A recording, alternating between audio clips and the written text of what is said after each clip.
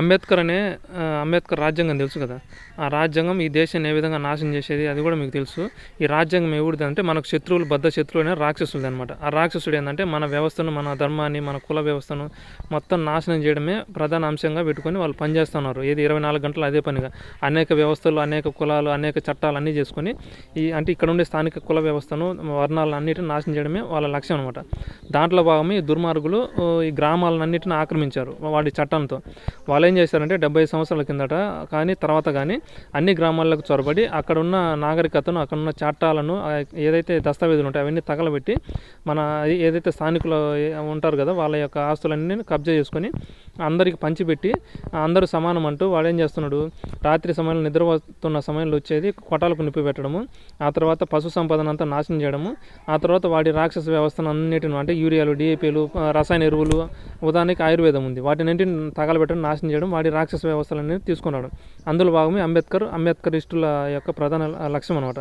అన్ని గ్రామాల్లో వాడి రాక్షస మతాలన్నింటినీ చొరజొప్పి మనుషులందరినీ మనసు మార్చి, అంటే రాక్షస మనసు వైపు వెళ్ళే విధంగా మనసు మార్చడం, మతం మార్చడం, ఈ విధంగా దుర్మార్గులు అనేది మన దేశంలో నిత్యం చేస్తున్నారు.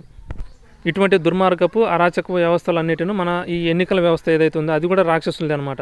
ఈ ఎన్నికల వ్యవస్థ ఫ్రాడ్ ఎన్నికలు, మోసం. అంటే ఏం చేస్తారంటే వాడు ఆ బంధువులకు అంటే మనోళ్ళకి జుట్లకు గొడవ పెట్టడం, అది ఎన్నికలు అదే వాస్తవమైందా కాదు, మనకు తన్నుకునే విధంగా, నరుకునే విధంగా గ్రామాల్లో రెండుగా చీల్చడం, వాడి రాక్షస వ్యవస్థలన్నీ దూర్చడం. ఈ విధంగా వాడి బలాలు అంటే ప్రపంచమంతా పూర్వం ఉన్న ప్రపంచ వ్యవస్థలన్నీ మన ధర్మానికి సంబంధించిన వ్యవస్థలే. మొత్తం ప్రపంచమంతా చైనా కావచ్చు, అమెరికా అంటే పాతాళం, ఈ విధంగా ప్రపంచమంతా వ్యవస్థలన్నీ మనవే. వాటినంటే మన బద్ధ శత్రువులైన రాక్షసులు మన చేతనే ఏ విధంగా నాశనం చేస్తున్నా. అందులో ఒకడు రాక్షసుడు కాంగ్రెస్ పార్టీ ఒకటి భస్మాసుడు ఉంది. ఆ భస్మాసుడు మన వ్యవస్థను మనతోటి నాశనం చేసే విధంగా ఆ దుర్మార్గపు పాలన జరుగుతుంది.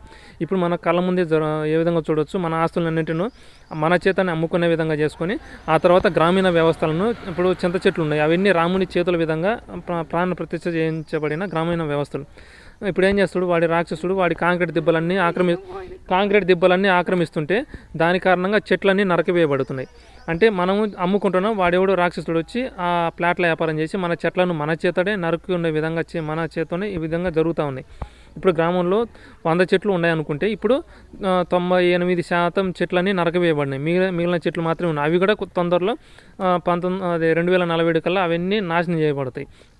ఇప్పుడు ఆయుర్వేదం కావచ్చు, మొత్తం మన పూర్వం ఉన్న వ్యవస్థలన్నింటినీ వాడు దాడులు చేయడం, కుల నిర్మూలన, జాతి నిర్మూలన, వర్ణ నిర్మూలన అంటూ వాడు ఒక ధ్యేయంతో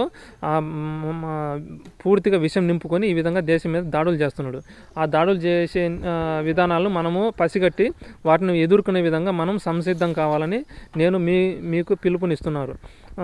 దీన్ని మీరు కూడా సిద్ధంగా ఉండండి. ఈ ప్రపంచమంతా వాడి దుష్ట శక్తులు ఆవరించున్నాయి. ఈ పోలీసులు కానీ, ఆర్మీ కానీ మొత్తం వాడి వ్యవస్థలే.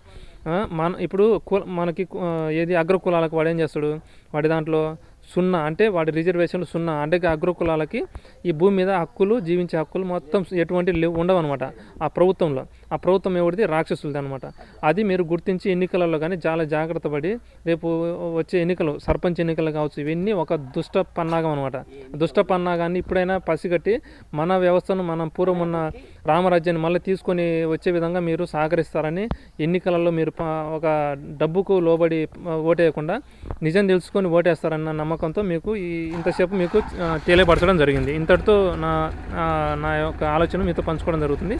ఈ చర్చా వేదికను ఇంతటితో ముగిస్తున్నాను.